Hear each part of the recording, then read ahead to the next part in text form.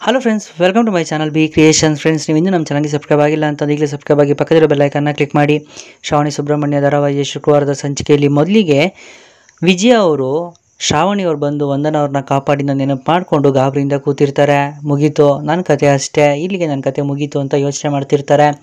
ಮತ್ತೆ ಇಲ್ಲಿ ಶ್ರಾವಣಿ ಕಡೆ ಬಾಡಿಗಾರ್ಡ್ಸು ರೌಡಿಗಳನ್ನೆಲ್ಲ ಓಡಿಸ್ತಾರೆ. ಆಗ ಶ್ರಾವಣಿಯವ್ರ ಹತ್ರ ಬಂದು, ಮೊದಲು ಚಿಕ್ಕಮ್ಮ ಹೇಗಿದ್ದಾರೆ ನೋಡಬೇಕು, ಅವ್ರನ್ನ ಹಾಸ್ಪಿಟಲ್ಗೆ ಶಿಫ್ಟ್ ಮಾಡಬೇಕು, ಬನ್ನಿ ಹೋಗೋಣ ಅಂತ ಹೇಳಿ ಆ್ಯಂಬ್ಯುಲೆನ್ಸಲ್ಲಿ ಹೊಡ್ತಾರೆ.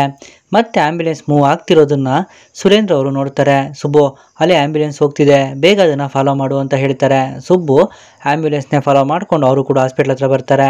ಮತ್ತು ಇಲ್ಲಿ ಶ್ರಾವಣಿ ಅವರು ವಂದನ ಅವ್ರನ್ನ ಹಾಸ್ಪಿಟ್ಲಿಗೆ ಕರ್ಕೊಂಡು ಬಂದಮೇಲೆ ICUಗೆ ಅವ್ರನ್ನ ಶಿಫ್ಟ್ ಮಾಡ್ತಾರೆ. ಅಲ್ಲಿಗೆ ಡಾಕ್ಟ್ರು ಬರ್ತಾರೆ. ಆಗ ಡಾಕ್ಟರ್, ಒಳಗಡೆ ಇರೋದು ನಮ್ಮ ಚಿಕ್ಕಮ್ಮ, ಅವ್ರ ಮೇಲೆ ಅಟ್ಯಾಕ್ ಆಗಿದೆ, ಅವ್ರ ಪ್ರಾಣನ ನೀವೇ ಕಾಪಾಡಬೇಕು ಅಂತ ಹೇಳ್ತಾರೆ. ಆಗ ಡಾಕ್ಟರ್, ಏನೋ ಅಟ್ಯಾಕ್ ಆಗಿದೆಯಾ, ನೋಡ್ತಿದ್ರೆ ಇದು ಪೊಲೀಸ್ ಕೇಸ್ ಆಗೋ ಸಾಧ್ಯತೆ ಇದೆ, ಏನಕ್ಕೂ ನೀವು ಒಂದ್ಸರಿ ಪೊಲೀಸ್ಗೆ ಇನ್ಫಾರ್ಮ್ ಮಾಡಿ ಅಂತ ಹೇಳ್ತಾರೆ. ಆಗ ಶ್ರಾವಣಿ, ಓಕೆ ಡಾಕ್ಟರ್, ನೀವೇನು ಚಿಂತೆ ಮಾಡಬೇಡಿ, ಫಾರ್ಮಾಲಿಟೀಸ್ ಎಲ್ಲ ಏನಿದೆಯೋ ನಾನು ಅದನ್ನು ಕಂಪ್ಲೀಟ್ ಮಾಡ್ತೀನಿ, ವೀರೇಂದ್ರ ಸರ್ದೇಸಾಯಿ ಅವ್ರ ಮಗಳು ನಾನು ಅಂತ ಹೇಳ್ತಾರೆ.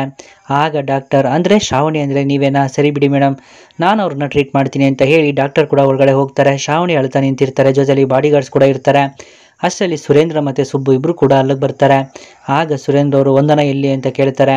ಆಗ ಶ್ರಾವಣಿ, ಚಿಕ್ಕಮ್ಮಂಗೆ ಏನೂ ಆಗಿಲ್ಲ, ನೀವು ಚಿಂತೆ ಮಾಡೋಕ್ಕೆ ಹೋಗಬೇಡಿ, ಟೆನ್ಷನ್ ತೊಗೋಬೇಡಿ, ಈಗ ತಾನೇ ಡಾಕ್ಟರ್ ಕೂಡ ಒಳಗಡೆ ಹೋಗಿದ್ದಾರೆ, ಟ್ರೀಟ್ಮೆಂಟ್ ನಡೀತಿದೆ ಅಂತ ಹೇಳ್ತಾರೆ. ಸುರೇಂದ್ರ ಅವ್ರಿಗೆ ಗಾಬರಿ ಆಗುತ್ತೆ. ಏನು ಹೇಳ್ತಿದ್ಯಾ, ಡಾಕ್ಟರ್ ಇವಾಗ ಒಳಗಡೆ ಹೋಗಿದ್ದಾರಾ, ಅಷ್ಟಕ್ಕೂ ದಾರಿ ಮಧ್ಯದಲ್ಲಿ ಏನಾಯಿತು, ವಂದನ ಯಾಕೆ ಇಲ್ಲಿ ಕರ್ಕೊಂಡು ಬಂದೆ, ಏನು ನಡೀತಿದೆ ಇಲ್ಲಿ ಅಂತ ಕೇಳ್ತಾರೆ. ಆಗ ನರ್ಸ್ ಅಲ್ಲಿಗೆ ಬಂದು, ಸರ್ ಸ್ವಲ್ಪ ನಿಧಾನಕ್ಕೆ ಮಾತಾಡಿ, ಪೇಷಂಟ್ಗೆ ಡಿಸ್ಟರ್ಬ್ ಆಗುತ್ತೆ ಅಂತ ಹೇಳ್ತಾರೆ. ಆಗ ಸುಬ್ಬು, ಸಾರಿ ಮೇಡಮ್ ಅಂತ ಹೇಳ್ತಾರೆ. ನರ್ಸ್ ಅಲ್ಲಿಂದ ಹೋದ್ಮೇಲೆ, ಮೇಡಮ್ ಅಷ್ಟಕ್ಕೂ ಏನಾಗ್ತಿದೆ ಇಲ್ಲಿ, ಮನೇಲಿದ್ದಿದ್ದ ಡಾಕ್ಟ್ರು ದಾರಿ ಮಧ್ಯದಲ್ಲಿ ಯಾಕೆ ನಿಂತಿದ್ರು, ವಂದನ ಮೇಡಮ್ನ ಈ ಹಾಸ್ಪಿಟಲ್ಗೆ ಯಾಕೆ ಕರ್ಕೊಂಡು ಬಂದ್ರಿ ಹೇಳಿ ಮೇಡಮ್ ಅಂತ ಕೇಳ್ತಾರೆ. ಆಗ ಶ್ರಾವಣಿ, ಹೇಳ್ತೀನಿ ಸುಬ್ಬು, ದಾರಿ ಮಧ್ಯದಲ್ಲಿ ಬರೋವಾಗ ಅಂತ ಏನು ಹೇಳಕ್ಕೆ ಹೋಗ್ತಾರೆ.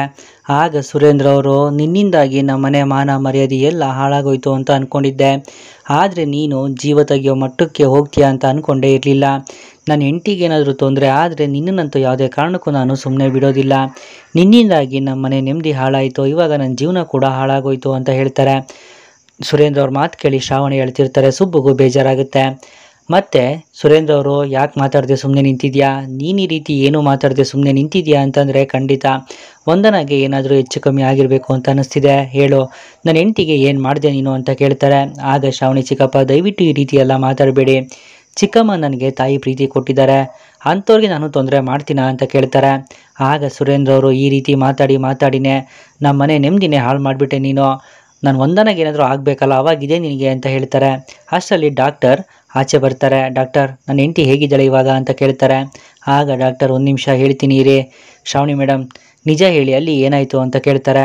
ಆಗ ಸುರೇಂದ್ರ ಅವರು, ಡಾಕ್ಟರ್ ಆಗಿದ್ದೆಲ್ಲ ಇವಳಿಂದನೇ, ಸರಿಯಾಗಿದ್ದಿದ್ರೆ ನನ್ನ ಹೆಂಡತಿನ ಇಷ್ಟೊತ್ತಿಗೆ ಮೆಂಟಲ್ ಹೆಲ್ತ್ ಕೇರ್ಗೆ ಶಿಫ್ಟ್ ಮಾಡಬೇಕಾಗಿತ್ತು, ಆದರೆ ಇವಳು ನೋಡಿದ್ರೆ ಅವಳನ್ನು ಇಲ್ಲಿಗೆ ಕರ್ಕೊಂಡು ಬಂದಿದ್ದಾಳೆ, ದಾರಿ ಮಧ್ಯದಲ್ಲಿ ಆ್ಯಂಬ್ಯುಲೆನ್ಸ್ನ ಯಾರೋ ತೊಗೊಂಡೋದ್ರು ಅನ್ನೋ ವಿಷಯ ನಮಗೆ ಗೊತ್ತಾಯಿತು, ಆದರೆ ಇವಳು ಈ ರೀತಿ ಎಲ್ಲ ಮಾಡ್ತಾಳೆ ಅಂತ ನಾನು ಅಂದ್ಕೊಂಡೇ ಇರಲಿಲ್ಲ ಅಂತ ಸುರೇಂದ್ರ ಅವರು ಕೋಪದಲ್ಲಿ ಹೇಳ್ತಾರೆ. ಆಗ ಡಾಕ್ಟರ್, ನೋಡಿ ನೀವು ಸ್ವಲ್ಪ ತಾಳ್ಮೆಯಿಂದ ಇರಿ, ಯಾಕೆ ಇಷ್ಟೊಂದು ಆತರ ಪಡ್ತಿದ್ದೀರಾ, ನೀವು ನೋಡಿದ್ರೆ ಇಷ್ಟಕ್ಕೆಲ್ಲ ಶ್ರಾವಣಿಯವರೇ ಕಾರಣ ಅಂತ ಹೇಳ್ತಿದ್ದೀರಾ, ಆದರೆ ಇವತ್ತು ನಿಮ್ಮ ಶ್ರೀಮತಿಯವರು ಬದುಕಿರೋದೇ ಈ ಶ್ರಾವಣಿಯವರಿಂದ ಅಂತ ಹೇಳ್ತಾರೆ. ಸುರೇಂದ್ರ ಅವ್ರಿಗೆ ಆಶ್ಚರ್ಯ ಆಗುತ್ತೆ. ಡಾಕ್ಟರ್, ಏನು ಹೇಳ್ತಿದ್ದೀರಾ ನೀವು ಅಂತ ಕೇಳ್ತಾರೆ. ಆಗ ಡಾಕ್ಟರ್, ಹೌದು ನಾನು ನಿಜನೇ ಹೇಳ್ತಿದ್ದೀನಿ, ಆ್ಯಕ್ಚುಲಿ ಯಾರೋ ನಿಮ್ಮ ಶ್ರೀಮತಿಯವ್ರನ್ನ ಸಾಯಿಸೋಕ್ಕೆ ಪ್ರಯತ್ನ ಪಟ್ಟಿದ್ದಾರೆ, ಅವ್ರ ಕುತ್ತಿಗೆ ಸುತ್ತ ಫಿಂಗರ್ ಮಾರ್ಕ್ಸ್ ಇದೆ, ಬ್ಲಡ್ ಕ್ಲಾಟ್ ಆಗಿದೆ, ಅದಕ್ಕೆ ಅಂತಲೇ ಅವ್ರಿಗೆ ಸ್ವಲ್ಪ ಅನ್ಕಾನ್ಷಿಯಸ್ ಥರ ಆಗಿತ್ತು ಅಂತ ಹೇಳ್ತಾರೆ. ಅದನ್ನು ಕೇಳಿ ಎಲ್ರಿಗೂ ಗಾಬರಿ ಆಗುತ್ತೆ. ಶ್ರಾವಣಿಯವರು ನಿಮ್ಮ ಶ್ರೀಮತಿಯವ್ರನ್ನ ಸರಿಯಾದ ಟೈಮ್ಗೆ ಕರ್ಕೊಂಡು ಬಂದಿದ್ದಾರೆ, ಸ್ವಲ್ಪ ತಡ ಆಗಿದ್ದಿದ್ರು ಕೂಡ ನಿಮ್ಮ ಶ್ರೀಮತಿಯವರು ಉಳಿತಿರಲಿಲ್ಲ, ಆ ದೇವ್ರ ದಯೆಯಿಂದ ಇವಾಗ ಅವರು ಏನು ತೊಂದರೆ ಇಲ್ಲದೆ ಬಚಾವಾಗಿದ್ದಾರೆ, ನೀವು ನೋಡಿದ್ರೆ ಇದಕ್ಕೆಲ್ಲ ಶ್ರಾವಣಿಯವರೇ ಕಾರಣ ಅಂತ ಹೇಳ್ತಿದ್ದೀರಾ, ಆ ರೀತಿ ಆಗಿದ್ದಿದ್ರೆ ಶ್ರಾವಣಿಯವರು ನಿಮ್ಮ ಶ್ರೀಮತಿಯವ್ರನ್ನ ಆಸ್ಪತ್ರೆಗೆ ಕರ್ಕೊಂಡು ಬರೋ ಅವಶ್ಯಕತೆನೇ ಇರ್ತಿರ್ಲಿಲ್ಲ, ಅದು ಅಲ್ಲದೆ ಪ್ರಜ್ಞೆ ಬಂದಾಗಿಂದ ನಿಮ್ಮ ಶ್ರೀಮತಿಯವರು ಇವ್ರ ಹೆಸರನ್ನೇ ಕನ್ವರ್ಸ್ತಿದ್ದಾರೆ, ನಾನು ಶ್ರಾವಣಿನ ನೋಡಬೇಕು, ನಾನು ಶ್ರಾವಣಿನ ಮಾತಾಡಿಸ್ಬೇಕು ಅಂತ ಹೇಳ್ತಿದ್ದಾರೆ, ಅವರೇ ಇವ್ರ ಮೇಲೆ ಇಷ್ಟೊಂದು ಪ್ರೀತಿ ಇಟ್ಕೊಂಡಿದ್ದಾರೆ ಅಂತ ಅಂದರೆ ಇವ್ರು ಇದನ್ನೆಲ್ಲ ಮಾಡೋಕ್ಕೆ ಸಾಧ್ಯನಾ, ನೀವೇ ಒಂದ್ಸರಿ ಯೋಚನೆ ಮಾಡಿ ಅಂತ ಹೇಳ್ತಾರೆ. ಡಾಕ್ಟರ್ ಮಾತು ಕೇಳಿ ಸುರೇಂದ್ರ ಅವ್ರಿಗೂ ಬೇಜಾರಾಗುತ್ತೆ. ಆಗ ಸುಬ್ಬು ಅವರು, ಅಲ್ಲ ಮೇಡಮ್, ಮತ್ತು ಆ್ಯಂಬ್ಯುಲೆನ್ಸ್ನ ಕಿಡ್ನ್ಯಾಪ್ ಮಾಡಿದ್ದು ಯಾರು, ಆ ರೌಡಿಗಳು ಯಾರು ಅಂತ ಕೇಳ್ತಾರೆ. ಆಗ ಅಲ್ಲಿರೋ ಬಾಡಿಗಾರ್ಡ್ಸು, ಸರ್ ಆ್ಯಕ್ಚುಲಿ ರೌಡಿಗಳು ಆ್ಯಂಬುಲೆನ್ಸ್ನ ಅಟ್ಯಾಕ್ ಮಾಡಿ ಅದರಲ್ಲಿರೋ ಡಾಕ್ಟರ್ ಮತ್ತು ನರ್ಸ್ಗಳನ್ನೆಲ್ಲ ಕೆಳಗಡೆ ಇಳಿಸ್ಬಿಟ್ಟು ಆ್ಯಂಬುಲೆನ್ಸ್ನ ತೊಗೊಂಡೋಗಿದ್ರು ಸರ್. ನಾವು ಯಾವುದೋ ಈವೆಂಟ್ಗೆ ಅಂತ ಅದೇ ದಾರಿಲಿ ಹೋಗ್ತಿದ್ವಿ. ಆವಾಗ ಶ್ರಾವಣಿ ಮೇಡಮು ನಮ್ಮನ್ನು ಕಾಂಟ್ಯಾಕ್ಟ್ ಮಾಡಿದ್ರು ಸರ್. ಇಷ್ಟೇ ನಡೆದಿದ್ದು ಅಂತ ಹೇಳ್ತಾರೆ. ಆಗ ಡಾಕ್ಟರ್, ನೋಡಿದ್ರಾ, ಇವಾಗಲಾದರೂ ನಿಮಗೆ ಅರ್ಥ ಆಯಿತಾ? ಅದು ಸರಿ, ನೀವು ನಿಮ್ಮ ಶ್ರೀಮತಿಯವ್ರನ್ನ ಎಲ್ಲಿಗೆ ಶಿಫ್ಟ್ ಮಾಡ್ತಿದ್ದೀರಿ ಅಂತ ಕೇಳ್ತಾರೆ. ಆಗ ಸುರೇಂದ್ರ ಅವರು, ಡಾಕ್ಟರ್, ಆ್ಯಕ್ಚುಲಿ ಅವಳಿಗೆ ಸಿವಿಯರ್ ಡಿಪ್ರೆಷನ್ ಇದೆ, ಅದಕ್ಕೆ ಅಂತ ಹೇಳಕ್ಕೆ ಹೋಗ್ತಾರೆ. ಆಗ ಡಾಕ್ಟರ್, ಏನು ಡಿಪ್ರೆಷನ್ನ? ಸಾಧ್ಯನೇ ಇಲ್ಲ. ಇಂಥ ಕಂಡೀಷನಲ್ಲೂ ಕೂಡ ಅವರು ಸ್ಟೇಬಲ್ ಆಗೇ ಇದ್ದಾರೆ, ಕ್ಲಾರಿಟಿಯಿಂದ ಮಾತಾಡ್ತಿದ್ದಾರೆ, ಅವ್ರು ಆರಾಮಾಗಿ ಇದ್ದಾರೆ ಅಂತ ಹೇಳ್ತಾರೆ. ಆಗ ಸುರೇಂದ್ರ ಅವರು, ಇಲ್ಲ ಡಾಕ್ಟರ್, ಅವಳಿಗೆ ಡಿಪ್ರೆಷನ್ ಇದೆ, ಹೇಗೇಗೋ ಆಡ್ತಿರ್ತಾಳೆ ಒಂದೊಂದ್ಸರಿ ಅಂತ ಹೇಳ್ತಾರೆ. ಆಗ ಡಾಕ್ಟರ್, ನೋಡಿ, ಡಿಪ್ರೆಷನ್ ಇದ್ದಿದ್ರೆ ನಮಗದು ಗೊತ್ತಾಗ್ತಿರ್ಲಿಲ್ವಾ? She is perfectly all right ಅಂತ ಹೇಳ್ತಾರೆ. ಆಗ ಶ್ರಾವಣಿ ಅವರು, ಇಲ್ಲ ಡಾಕ್ಟರ್, ಚಿಕ್ಕಮ್ಮನ ಇದಕ್ಕೂ ಮುಂಚೆ ಚೆಕ್ ಮಾಡಿರೋ ಡಾಕ್ಟರ್ ಅವ್ರಿಗೆ ಸಿವಿಯರ್ ಡಿಪ್ರೆಷನ್ ಅಟ್ಯಾಕ್ ಆಗಿದೆ ಅಂತ ಹೇಳಿದ್ದಾರೆ, ಅದಕ್ಕೆ ಚಿಕ್ಕಪ್ಪ ಈ ರೀತಿ ಎಲ್ಲ ಮಾತಾಡ್ತಿದ್ದಾರೆ. ಚಿಕ್ಕಮ್ಮ ಹೇಗಿದ್ರು ಹುಷಾರಾಗಿದ್ದಾರೆ ಅಂತ ಹೇಳಿದ್ದಾರೆ ಅಲ್ವಾ? ಈ ವಿಷಯ ಎಲ್ಲ ನಾವು ಆಮೇಲೆ ಮಾತಾಡೋಣ ಬಿಡಿ ಅಂತ ಹೇಳ್ತಾರೆ. ಆಗ ಸುರೇಂದ್ರ ಅವರು, ಡಾಕ್ಟರ್, ನಾನು ನನ್ನ ಹೆಂಡ್ತಿನ ಒಂದ್ಸರಿ ನೋಡ್ಬೋದಾ ಅಂತ ಕೇಳ್ತಾರೆ. ಆಗ ಡಾಕ್ಟರ್, ಇವಾಗ ಬೇಡ, ವಾರ್ಡ್ಗೆ ಶಿಫ್ಟ್ ಮಾಡಿದ್ಮೇಲೆ ನೋಡಿ ಅಂತ ಹೇಳ್ತಾರೆ. ಆಗ ಸುಬ್ಬು, ಪ್ಲೀಸ್ ಡಾಕ್ಟರ್, ಇವರು ಪೇಷಂಟ್ನ ಡಿಸ್ಟರ್ಬ್ ಮಾಡೋದಿಲ್ಲ, ಅವ್ರನ್ನ ಮಾತಾಡ್ಸೋದು ಇಲ್ಲ, ತುಂಬಾ ಟೆನ್ಷನಲ್ಲಿದ್ದಾರೆ, ಒಂದೇ ಒಂದು ಸರಿ ಅವ್ರನ್ನ ನೋಡೋದಕ್ಕೆ ಅವಕಾಶ ಮಾಡಿಕೊಡಿ ಅಂತ ಕೇಳ್ಕೊತಾರೆ. ಆಗ ಡಾಕ್ಟರ್, ಸರಿ, ಹಾಗಾದರೆ ನೀವೊಬ್ಬರು ಮಾತ್ರ ಹೋಗಿ, ಆದರೆ ಪೇಷಂಟ್ನ ಡಿಸ್ಟರ್ಬ್ ಮಾಡಬೇಡಿ, ಸಾಧ್ಯ ಆದರೆ ಅವ್ರನ್ನ ಇವತ್ತೇ ಡಿಸ್ಚಾರ್ಜ್ ಕೂಡ ಮಾಡ್ತೀವಿ ಅಂತ ಹೇಳ್ತಾರೆ. ಸರಿ ಅಂತ ಹೇಳಿ ಸುರೇಂದ್ರ ಅವರು ICU ಒಳಗಡೆ ಹೋಗ್ತಾರೆ. ಆಗ ಶ್ರಾವಣಿ, ನಿಮ್ಮಿಂದ ತುಂಬಾ ಉಪಕಾರ ಆಯಿತು, ಮತ್ತೆ ಯಾವತ್ತಾದರೂ ಬೇಕು ಅಂದರೆ ನಾನು ನಿಮ್ಮನ್ನು ಕಾಂಟ್ಯಾಕ್ಟ್ ಮಾಡ್ತೀನಿ ಅಂತ ಹೇಳ್ತಾರೆ. ಸರಿ ಮೇಡಮ್ ಅಂತ ಹೇಳಿ ಬಾಡಿ ಗಾರ್ಡ್ಸ್ ಎಲ್ಲ ಅಲ್ಲಿಂದ ಹೋಗ್ತಾರೆ. ಆಗ ಸುಬ್ಬು, ಮೇಡಮ್, ಏನು ಮೇಡಮ್ ಇದೆಲ್ಲ ಅಂತ ಕೇಳ್ತಾರೆ. ಆಗ ಶ್ರಾವಣಿ, ಹೇಳ್ತೀನಿ ಸುಬ್ಬು, ಇದಕ್ಕೆಲ್ಲ ಕಾರಣ ಆ ವಿಜಯಾಂಬಿಕಾ ಅಂತ ಹೇಳ್ತಾರೆ. ಸುಬ್ಬುಗೆ ಗಾಬರಿ ಆಗುತ್ತೆ. ಅಲ್ಲ ಮೇಡಮ್, ಅವರೇ ಕಾರಣ ಅಂತ ಹೇಗೆ ಹೇಳ್ತಿದ್ದೀರಾ ಅಂತ ಪ್ರಶ್ನೆ ಮಾಡ್ತಾರೆ. ಆಗ ಶ್ರಾವಣಿ, ನಿನಗೆ ಎಲ್ಲ ಡೀಟೇಲ್ಸ್ ಕೂಡ ನಾನೇ ಹೇಳ್ತೀನಿ ಸುಬ್ಬು, ಆದರೆ ನಮ್ಮ ಚಿಕ್ಕಮ್ಮನ ಪ್ರಾಣ ತೆಗಿಯೋಕ್ಕೆ ಹೋಗಿದ್ದಾಳೆ ಅಂತಂದರೆ ಆ ವಿಜಯಾಂಬಿಕಾನ ಯಾವುದೇ ಕಾರಣಕ್ಕೂ ನಾವು ಸುಮ್ಮನೆ ಬಿಡಬಾರ್ದು ಅಂತ ಹೇಳ್ತಾರೆ. ಆಗ ಸುಬ್ಬು, ಮೇಡಮ್, ಈಗಲೇ ಈ ವಿಷಯನೆಲ್ಲ ಯಜಮಾನ್ರಿಗೆ ಹೇಳೋಣವಾ ಅಂತ ಕೇಳ್ತಾರೆ. ಆಗ ಶ್ರಾವಣಿ, ಬೇಡ ಸುಬ್ಬು, ಸದ್ಯಕ್ಕೆ ಈ ವಿಷಯನ ಯಾರಿಗೂ ಹೇಳೋದು ಬೇಡ. ಯಾಕೆ ಅಂತಂದರೆ ಇವಾಗ ಆ ವಿಜಯಾಂಬಿಕಾ ಕಡೆ ಇರೋ ಅಂಥ ಡಾಕ್ಟರ್ ಆಗಲಿ, ನರ್ಸ್ಗಳಾಗಲಿ ಅಥವಾ ರೌಡಿಗಳಾಗಲಿ ಯಾರೂ ಕೂಡ ನಮ್ಮ ಕೈಗೆ ಸಿಗೋದಿಲ್ಲ. ನಾವೇನಾದರೂ ಇವಾಗ ಅಪ್ಪನ ಹತ್ರ ಇದನ್ನು ಹೇಳಕ್ಕೆ ಹೋದರೆ ಅದೆಲ್ಲ ಸುಳ್ಳು ಅಂತ ವಿಜಯಾಂಬಿಕಾ ಪ್ರೂವ್ ಮಾಡಿಬಿಡ್ತಾಳೆ. ನಮಗೆ ಸಾಕ್ಷಿ ಬೇಕು, ನಾವೇನೇ ಹೇಳೋದಿದ್ರೂ ಕೂಡ ಸಾಕ್ಷಿ ಸಮೇತನೇ ಹೇಳಬೇಕು, ಅಲ್ಲಿವರೆಗೂ ಈ ವಿಷಯ ನಮ್ಮಲ್ಲೇ ಇರಲಿ ಸುಬ್ಬು ಅಂತ ಶ್ರಾವಣಿ ಹೇಳ್ತಾರೆ. ಸುಬ್ಬುಗೆ ಬೇಜಾರಾಗುತ್ತೆ, ರಕ್ತ ಕುದೀತಿದೆ. ಮೇಡಮ್, ವಿಜಯಾಂಬಿಕಾ ಮೇಡಮ್ ಯಜಮಾನ್ರ ಮನೆ ಅನ್ನ ತಿನ್ಕೊಂಡು ಇಷ್ಟೆಲ್ಲ ಮಾಡ್ತಿದ್ದಾರಲ್ಲ, ಆದರೆ ಪಾಪ ಯಜಮಾನ್ರು ವಿಜಯಾಂಬಿಕಾ ಮೇಡಮ್ಮೇ ದೇವರು ಅಂತ ನಂಬಿದ್ದಾರೆ, ಬಿಡಬಾರ್ದು ಮೇಡಮ್, ಇಷ್ಟೆಲ್ಲ ಮಾಡಿದ್ದಾರೆ ಅಂತ ಅಂದಮೇಲೆ ಅವ್ರಿಗೆ ತಕ್ಕ ಪಾಠ ಕಲಿಸ್ಲೇಬೇಕು ಅಂತ ಹೇಳ್ತಾರೆ. ಆಗ ಶ್ರಾವಣಿ, ಖಂಡಿತ ಆಗುತ್ತೆ ಸುಬ್ಬು, ಇನ್ನು ಮುಂದೆ ಆ ವಿಜಯಾಂಬಿಕಾಗೆ ನಮ್ಮ ಮನೆಯೇ ಪಾಠಶಾಲೆ, ಅಲ್ಲೇ ಇದ್ಕೊಂಡು ಅವಳಿಗೆ ಎಂಥ ಪಾಠ ಕಲಿಸ್ತೀನಿ ನೋಡ್ತಿರೋ ಅಂತ ಹೇಳ್ತಾರೆ. ಮತ್ತೆ ಇಲ್ಲಿ ವರಲಕ್ಷ್ಮಿ ರೂಮಲ್ಲಿ ಹಾಸಿಗೆಲ್ಲ ಸರಿ ಮಾಡ್ತಾ ಇರ್ತಾರೆ. ಅಲ್ಲಿಗೆ ವರದ ಬರ್ತಾರೆ. ರೀ, ನೀವು ಇಲ್ಲಿ ಮಲ್ಕೊಳ್ಳಿ, ನಾನು ಹೊರಗಡೆ ಹೋಗಿ ಓದ್ಕೋತೀನಿ ಅಂತ ಹೇಳ್ತಾರೆ. ವರ, ಏನು ಹೇಳ್ತಿದ್ಯಾ, ಈ ಟೈಮಲ್ಲಿ ಓದ್ತೀಯ ನೀನು ಅಂತ ವರದ ಕೇಳ್ತಾರೆ. ಹೌದು ರೀ, ಬೆಳಗ್ಗೆಯಿಂದ ಕೆಲಸ ಮಾಡೋದ್ರಲ್ಲಿ ಬ್ಯುಸಿ ಇರ್ತೀನಿ, ಅದಕ್ಕೆ ಈಗ ಓದ್ತೀನಿ, ನೀವು ಮಲ್ಗೆ ಅಂತ ಹೇಳ್ತಾರೆ. ವರ, ನೀನೆಲ್ಲೂ ಹೋಗೋದು ಬೇಕಾಗಿಲ್ಲ, ಇಲ್ಲೇ ಕೂತ್ಕೊಂಡು ಓದು ಅಂತ ವರದ ಹೇಳ್ತಾರೆ. ರೀ, ಲೈಟ್ ಆನ್ ಆಗಿದೆ, ನಿಮಗೆ ನಿದ್ದೆ ಬರಲ್ಲ ಅಂತ ಗೊತ್ತು, ಪರವಾಗಿಲ್ಲ ನೀವು ಮಲ್ಗೆ ಅಂತ ಹೇಳ್ತಾರೆ. ಅಲ್ಲ ವರ, ಬೆಳಗ್ಗೆಯಿಂದ ಮನೆ ಕೆಲಸ ಮಾಡ್ತಾನೆ ಇರ್ತೀಯ, ಈಗ ಓದ್ತೀನಿ ಅಂತ ಹೇಳ್ತಿದ್ಯಾ, ನಿನಗೆ ಸುಸ್ತಾಗಲ್ವಾ ಅಂತ ಕೇಳ್ತಾರೆ. ಇಲ್ಲ ರೀ, ಅತ್ತೆ ಮಾತನ್ನು ಲೆಕ್ಕಿಸದೆ ನೀವು ನನ್ನನ್ನು ಚೆನ್ನಾಗಿ ಓದಿಸ್ತೀನಿ ಅಂತ ಬೇರೆ ಹೇಳಿದ್ದೀರಾ, ನನ್ನ ಹೆಂಡತಿ ಚೆನ್ನಾಗಿ ಓದಿ ದೊಡ್ಡ ಕೆಲಸಕ್ಕೆ ಸೇರ್ಕೋತಾಳೆ ಅನ್ನೋ ಆಸೆ ಕನಸನ್ನು ಕಟ್ಕೊಂಡಿದ್ದೀರಾ. ನಿಮ್ಮ ಆಸೆನ ನಾನು ನೆರವೇರಿಸ್ತೀನಿ, ನಾನು ನಿಮ್ಮ ಆಸೆ ನೆರವೇರಿಸಿದ ಮೇಲೆ ನಿಮ್ಮ ಎದೆ ಮೇಲೆ ಮಲ್ಕೊಂಡು ನೆಮ್ಮದಿಯಾಗಿ ನಿದ್ದೆ ಮಾಡ್ತೀನಿ, ಈಗ ಮಲ್ಗೆ ನೀವು, ನಾನು ಹೋಗಿ ಓದ್ಕೋತೀನಿ ಅಂತ ಹೇಳಿ ಹಾಲಲ್ಲಿ ಬಂದು ಕೂತ್ಕೊಂಡು ಓದ್ತಾ ಇರ್ತಾರೆ. ಆಗ ಅವ್ರಿಗೆ ನಿದ್ದೆ ಬಂದಂಗೆ ಆಗುತ್ತೆ. ಶಂಕರ್ ಅವರು ಟೀ ತೊಗೊಂಡು ಬರ್ತಾರೆ. ಮಾವ, ನೀವ್ಯಾಕೆ ಇದನ್ನು ತೊಗೊಂಡು ಬರೋಕ್ಕೆ ಹೋದ್ರಿ, ಅತ್ತೆ ನೋಡಿದ್ರೆ ಅಷ್ಟೇ ಅಂತ ಹೇಳ್ತಾರೆ. ನಿಧಾನಕ್ಕೆ ಮಾತಾಡಮ್ಮ, ನಿಮ್ಮತ್ತೆ ಮಲಗಿದ್ದಾಳೆ, ಮತ್ತೆ ನೀನು ಓದ್ತಾ ಇದ್ದಲ್ವಾ, ನಾನು ಎದ್ದಿದ್ದೆ, ನಾನು ಟೀ ಮಾಡ್ಕೊಂಡು ಬಂದೆ, ತಗೊಳಮ್ಮ ಟೀ ಕುಡಿ ಅಂತ ಹೇಳ್ತಾರೆ. ಮಾವ, ನೀವು ಇದನ್ನೆಲ್ಲ ಮಾಡ್ತಾ ಇರೋದು ಅತ್ತೆಗೆ ಗೊತ್ತಾದರೆ ಸುಮ್ಮನೆ ನೀವು ಬೈಸ್ಕೋಬೇಕಾಗುತ್ತೆ ಅಂತ ವರಲಕ್ಷ್ಮಿ ಹೇಳ್ತಾರೆ. ಆಗ ಶಂಕರ, ಬೈಸ್ಕೊಳ್ಳೋದೇನು ನನಗೇನು ಮಸ್ತಲ್ಲಮ್ಮ, ನೀನೇನು ತಲೆ ಕೆಡಿಸ್ಕೋಬೇಡ, ನೀನು ಆರಾಮಾಗಿ ಕೂತ್ಕೊಂಡು ಓದ್ಕೋ, ನೀನು ಜೀವನ ಕಟ್ಕೊಳ್ಳೋದ್ರ ಕಡೆ ಗಮನ ಕೊಡು, ಏನಾದರೂ ಬೇಕಿದ್ರೆ ನನ್ನ ಕೇಳು, ನಾನು ಎದ್ದೇ ಇರ್ತೀನಿ ಅಂತ ಹೇಳಿ ಅಲ್ಲಿಂದ ಹೋಗ್ತಾರೆ. ಮತ್ತೆ ಇಲ್ಲಿ ಶ್ರಾವಣಿಯವರು ವಂದನವ್ರನ್ನ ಕರ್ಕೊಂಡು ಮನೆಗೆ ಬರ್ತಾರೆ. ಆಗ ಪಿಂಕಿ ಅಲ್ಲಿ ಓಡಿ ಬರ್ತಾಳೆ. ಅಮ್ಮ, ಹೇಗಿದೆಯಮ್ಮ, ನೀನು ಆರಾಮಾಗಿದೆಯಾ, ನೀನು ಹುಷಾರಾದ ಅಂತ ಪಿಂಕಿ ವಂದನವ್ರನ್ನ ತಪ್ಕೊಂಡು ಅಳ್ತಾ ಇರ್ತಾಳೆ. ಆಗ ವಂದನ, ಪಿಂಕಿ ಪುಟ್ಟ, ನನಗೆ ಏನೂ ಆಗಿಲ್ಲ, ನಾನು ಆರಾಮಾಗೇ ಇದ್ದೀನಿ, ಈಗ ಮನೆಗೆ ಬಂದಿದ್ದೀನಲ್ಲ, ನಾನು ಇನ್ನು ಯಾವಾಗಲೂ ನಿನ್ನ ಜೊತೆನೇ ಇರ್ತೀನಿ ಅಂತ ಹೇಳ್ತಾರೆ. ಅಲ್ಲಿಗೆ ವೀರೇಂದ್ರ ಅವ್ರು ಬರ್ತಾರೆ. ಸುರೇಂದ್ರ, ವಂದನನ ಮನೆಗೆ ಕರ್ಕೊಂಡು ಬಂದಿದ್ದೀರಾ, ಹಾಸ್ಪಿಟ್ಲಿಗೆ ಅಡ್ಮಿಟ್ ಮಾಡ್ತೀನಿ ಅಂತ ಅಲ್ವಾ ಕರ್ಕೊಂಡೋಗಿದ್ದು ಅಂತ ಹೇಳ್ತಾರೆ. ಆಗ ಸೂರಿ, ಅಣ್ಣ ನಮ್ಮ ವಂದನೆಗೆ ಏನೂ ಆಗಿಲ್ಲ, ಅವಳು ಆರಾಮಾಗೇ ಇದ್ದಾಳಣ್ಣ ಅಂತ ಹೇಳ್ತಾರೆ. ಏನು ಹೇಳ್ತಿದ್ಯಾ? ಮತ್ತು ಆ ಡಾಕ್ಟ್ರು ನಮ್ಮ ವಂದನ ನಡವಳಿಕೆ ತುಂಬ ವಿಚಿತ್ರವಾಗಿದೆ, ಹಾಸ್ಪಿಟ್ಲಲ್ಲಿ ಅಡ್ಮಿಟ್ ಮಾಡಲೇಬೇಕು ಅಂತ ಹೇಳ್ತಾಯಿದ್ರು ಅಂತ ಹೇಳ್ತಾರೆ.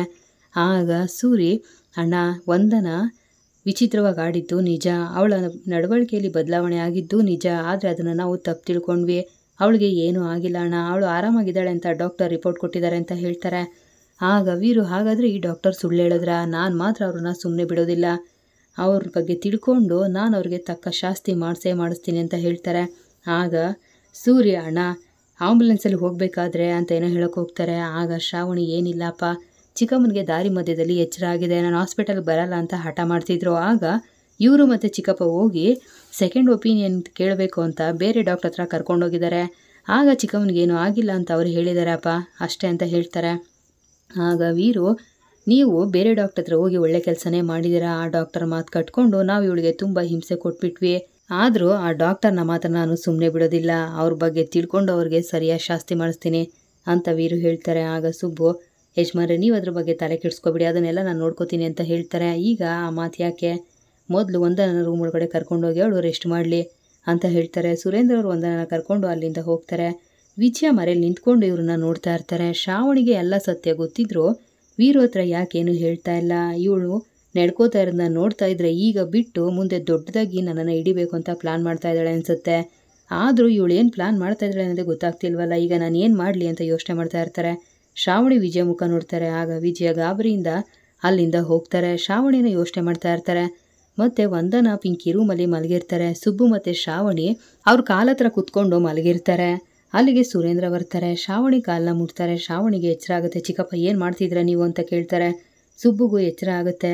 ಸರ್ ಏನು ಮಾಡ್ತಿದ್ರ ನೀವು ಅಂತ ಕೇಳ್ತಾರೆ. ನೀವಿಬ್ರು ನನಗಿಂತ ವಯಸ್ಸಲ್ಲಿ ಚಿಕ್ಕವರು, ನಾನು ನಿಮ್ಮ ಕಾಲು ಮುಟ್ಟಿದ್ರೆ ಶ್ರೇಯಸ್ಸಲ್ಲ, ಆದರೂ ನಿಮ್ಮ ಮುಂದೆ ಕೈ ಮುಗಿದು ಕ್ಷಮೆ ಕೇಳಿದ್ರೆ ನನ್ನ ಮನಸ್ಸಿಗೆ ಸಮಾಧಾನ, ದಯವಿಟ್ಟು ನನ್ನ ಕ್ಷಮಿಸ್ಬಿಡಿ ಅಂತ ಹೇಳ್ತಾರೆ. ಸರ್ ಏನು ಮಾಡ್ತಿದ್ದೀರಾ ನೀವು, ಈ ಜೀವಕ್ಕೆ ಅನ್ನ ಹಾಕ್ತವ್ರು ಸರ್, ನೀವು ಬರೀ ಬೈಯೋದಲ್ಲ, ಒಂದು ಏಟು ಹೊಡೆದ್ರು ನಮಗಂತೂ ಬೇಜಾರಾಗಲ್ಲ ಸರ್, ದಯವಿಟ್ಟು ಹೀಗೆಲ್ಲ ಮಾಡಬೇಡಿ ಅಂತ ಸುಬ್ಬು ಹೇಳ್ತಾರೆ. ಆದರೂ ನಿಮ್ಮ ವಿಷಯದಲ್ಲಿ ನಾನು ತುಂಬ ತಪ್ಪು ಮಾಡಿಬಿಟ್ಟಿದ್ದೀನಿ, ನಿಮಗೆ ತುಂಬ ಅವಮಾನ ಮಾಡಿದ್ದೀನಿ, ತುಂಬ ನೋವು ಕೊಟ್ಟಿದ್ದೀನಿ, ದಯವಿಟ್ಟು ನನ್ನ ಕ್ಷಮಿಸ್ಬಿಡಿ ಅಂತ ಸುರೇಂದ್ರ ಹೇಳ್ತಾರೆ. ಚಿಕ್ಕಪ್ಪ ಏನಿದೆಲ್ಲ, ಮಕ್ಕಳ ಮುಂದೆ ಯಾಕೆ ಈ ರೀತಿ ನಡ್ಕೋತಾ ಇದ್ದೀರಾ, ಹಾಗೆ ನೋಡೋಕೆ ಹೋದರೆ ನನ್ನಿಂದನೂ ತಪ್ಪಾಗಿದೆ, ನಾನು ಮಾಡಿದ ಕೆಲಸದಿಂದ ನಿಮ್ಮ ಮನಸ್ಸಿಗೆ ನೋವಾಗಿದೆ, ದಯವಿಟ್ಟು ನನ್ನ ಕ್ಷಮಿಸ್ಬಿಡಿ ಅಂತ ಶ್ರಾವಣಿ ಕೈ ಮುಗಿದು ಕ್ಷಮೆ ಕೇಳ್ತಾರೆ. ಏನಮ್ಮ ಮಾತಾಡ್ತಿದ್ಯಾ, ಸರಿಯಾದ ಟೈಮ್ಗೆ ಹೋಗಿ ನನ್ನ ಹೆಂಡ್ತಿ ಜೀವನ ಉಳಿಸಿದ್ಯಾ, ನೀನು ಕ್ಷಮೆ ಕೇಳಬಾರ್ದು, ನೀನು ಹೋಗೋದೇನಾದ್ರು ಸ್ವಲ್ಪ ತಡ ಆಗಿದ್ದಿದ್ರು ನನ್ನ ಹೆಂಡ್ತಿನ ನಾನು ಕಳ್ಕೊತಾ ಇದ್ದೆ, ನನ್ನ ಮಗಳು ತಬಲಿ ಆಗ್ತಾ ಇದ್ಲು, ಆ ಕೊರಗಲ್ಲೇ ನಾನು ಅಂತ ಸುರೇಂದ್ರ ಅವ್ರೇನೋ ಹೇಳೋಕೆ ಹೋಗ್ತಾರೆ. ಚಿಕ್ಕಪ್ಪ ಪ್ಲೀಸ್ ಹಾಗೆಲ್ಲ ಮಾತಾಡಬೇಡಿ, ಆಗಿದ್ದೆಲ್ಲ ಆಗೋಯ್ತು, ನೀವು ಆ ವಿಷಯನ ಮನಸ್ಸಿಂದ ತೆಗೆದಾಕಿ ಅಂತ ಹೇಳ್ತಾರೆ. ಆಗ ಸೂರಿ, ಮನಸ್ಸಿಂದ ತೆಗೆದಾಕಬೇಕಾಗಿರೋದು ನಾನಲ್ಲಮ್ಮ, ನೀವುಗಳು, ನಾನು ನಿಮ್ಮ ಮನಸ್ಸಿಗೆ ತುಂಬ ನೋವು ಮಾಡಿಬಿಟ್ಟಿದ್ದೀನಿ, ಅದರಲ್ಲೂ ಸುಬ್ಬುಗೆ ತುಂಬ ನೋವು ಮಾಡಿದ್ದೀನಿ, ಅವಮಾನ ಮಾಡಿದ್ದೀನಿ, ಹಿಂಸೆ ಮಾಡಿದ್ದೀನಿ, ಆದರೆ ಸುಬ್ಬು ಬದಲಾಗಿಲ್ಲ, ಸುಬ್ಬು ಇವತ್ತಿಗೂ ನಮ್ಮ ಮನೆ ಮಗನಾಗೆ ಉಳ್ಕೊಂಡಿದ್ದಾನೆ, ನಾವು ನೋಡೋ ದೃಷ್ಟಿ ಬದಲಾಗಿತ್ತು ಅಂತ ಹೇಳ್ತಾರೆ. ಆಗ ಶ್ರಾವಣಿ, ಚಿಕ್ಕಪ್ಪ ನಮ್ಮಿಂದ ನಿಮ್ಮ ಮನಸ್ಸಿಗೆ ನೋವಾಗಿದೆ, ಆದರೆ ಈ ಮನೆಗೆ ಮೋಸ ಆಗೋದಕ್ಕೆ, ಅನ್ಯಾಯ ಆಗೋದಕ್ಕೆ ನಾವು ಬಿಡೋದಿಲ್ಲ ಅಂತ ಶ್ರಾವಣಿ ಹೇಳ್ತಾರೆ. ಮತ್ತು ಸುರೇಂದ್ರ ಅವ್ರಿಗೆ ಖುಷಿ ಆಗುತ್ತೆ. ಆದರೂ ಚಿಕ್ಕಪ್ಪ, ಚಿಕ್ಕಮ್ಮನ ವಿಷಯದಲ್ಲಿ ನೀವು ಇಷ್ಟೊಂದೆಲ್ಲ ಮುಂದುವರಿಬಾರ್ದಾಗಿತ್ತು, ಚಿಕ್ಕಮ್ಮನ ಆಸ್ಪತ್ರೆಗೆ ಸೇರಿಸೋ ಯೋಚನೆ ಮಾಡಬಾರ್ದಾಗಿತ್ತು ಚಿಕ್ಕಪ್ಪ ಅಂತ ಶ್ರಾವಣಿ ಹೇಳ್ತಾರೆ. ಏನು ಮಾಡೋದಮ್ಮ, ಆ ಡಾಕ್ಟರ್ ಮಾತು ಕೇಳಿ ನಾನು ಅಣ್ಣ ಅಕ್ಕ ಮೋಸ ಹೋಗ್ಬಿಟ್ವಿ ಅಂತ ಸುರೇಂದ್ರ ಹೇಳ್ತಾರೆ. ನಿಮ್ಮ ಅಕ್ಕ ಮೋಸ ಹೋಗಿಲ್ಲ ಚಿಕ್ಕಪ್ಪ, ನಿಮಗೆಲ್ಲ ಮೋಸ ಮಾಡ್ತಾ ಇದ್ದಾರೆ, ಆದರೆ ಆ ಸತ್ಯನ ಈಗಲೇ ನಿಮ್ಮ ಹತ್ರ ಹೇಳೋಕ್ಕಾಗಲ್ಲ, ಸಾಕ್ಷಿ ಸಮೇತ ಆದಷ್ಟು ಬೇಗ ಮನೆಯವ್ರ ಮುಂದೆ ನಾನು ಪ್ರೂವ್ ಮಾಡ್ತೀನಿ ಅಂತ ಶ್ರಾವಣಿ ಯೋಚನೆ ಮಾಡ್ತಾ ಇರ್ತಾರೆ. ಆಗ ಸುರೇಂದ್ರ ಅವರು ಅಟ್ಯಾಕ್ ಆಗಿದ್ರ ಬಗ್ಗೆ ಅಣ್ಣನ ಹತ್ರ ನೀವು ಯಾಕೆ ಸತ್ಯ ಹೇಳಲಿಲ್ಲ, ಯಾಕೆ ಮುಚ್ಚಿಟ್ರಿ ಅಂತ ಕೇಳ್ತಾರೆ. ಆಗ ಶ್ರಾವಣಿ, ಕೆಲವೊಂದು ವಿಷಯನ ಬರೀ ಬಾಯಿ ಮಾತಲ್ಲಿ ಹೇಳಿದ್ರೆ ಸತ್ಯ ಆಚೆ ಬರಲ್ಲ ಚಿಕ್ಕಪ್ಪ, ಮೊದಲು ಅಟ್ಯಾಕ್ ಮಾಡಿದ್ದು ಯಾರು ಅಂತ ತಿಳ್ಕೋಬೇಕು, ಸಾಕ್ಷಿ ಸಮೇತ ಅಪ್ಪನ ಮುಂದೆ ಪ್ರೂವ್ ಮಾಡಬೇಕು, ಅಲ್ಲಿ ತನಕ ಈ ವಿಷಯ ಅಪ್ಪನಿಗೆ ಹೇಳೋದು ಬೇಡ ಅಂತ ಹೇಳ್ತಾರೆ. ಆಗ ಸುಬ್ಬು, ಹೌದು ಸರ್, ನೀವೀಗ ವಂದನಾ ಮೇಡಮ್ ಜೊತೆ ಆರಾಮಾಗಿರಿ, ಅದನ್ನೆಲ್ಲ ನಾವು ನೋಡ್ಕೋತೀವಿ, ನಾನು ಸರಿಯಾದ ಸಮಯ ನೋಡಿಕೊಂಡು ಯಜಮಾನ್ರ ಹತ್ರ ಇದ್ರ ಬಗ್ಗೆ ಮಾತಾಡ್ತೀನಿ, ನಿಮಗೆ ಗೊತ್ತು ನನಗೆ ಈ ಮನೆ ದೇವಸ್ಥಾನ ಇದ್ದಾಗೆ, ಈ ಮನೆಗೆ ಈ ಮನೆಯವ್ರಿಗೆ ಏನೂ ಆಗದೆ ಇರೋ ಹಾಗೆ ಕಾಪಾಡೋದು ನನ್ನ ಜವಾಬ್ದಾರಿ, ನನ್ನ ಜೀವ ಇರೋ ತನಕ ನಾನು ನನ್ನ ಕರ್ತವ್ಯನ ಮಾಡ್ತೀನಿ ಸರ್, ನೀವು ಯಾವುದಕ್ಕೂ ತಲೆ ಕೆಡಿಸ್ಕೊಬೇಡಿ, ಆರಾಮಾಗಿರಿ ಅಂತ ಸುಬ್ಬು ಹೇಳ್ತಾರೆ. ಸುಬ್ಬು ಮಾತು ಕೇಳಿ ಸುರೇಂದ್ರ ಅವ್ರಿಗೆ ಖುಷಿಯಾಗುತ್ತೆ. ಸುಬ್ಬುನ ತಪ್ಕೋತಾರೆ ಮತ್ತು ಶ್ರಾವಣಿನ ತಪ್ಕೋತಾರೆ. ಶ್ರಾವಣಿಗೂ ಖುಷಿಯಾಗುತ್ತೆ. ಇಲ್ಲಿಗೆ ಶ್ರಾವಣಿ ಸುಬ್ರಹ್ಮಣ್ಯ ಧಾರಾವಾಹಿ ಶುಕ್ರವಾರ ಸಂಚಿಕೆ ಮುಕ್ತಾಯ ಆಗುತ್ತೆ. ಮುಂದೆ ದಯವಿಟ್ಟು ನಮ್ಮ ಚಾನಲ್ ಸಬ್ಸ್ಕ್ರೈಬ್ ಮಾಡಿ, ವಿಡಿಯೋ ಲೈಕ್ ಮಾಡಿ, ಶೇರ್ ಮಾಡಿ. Thank you.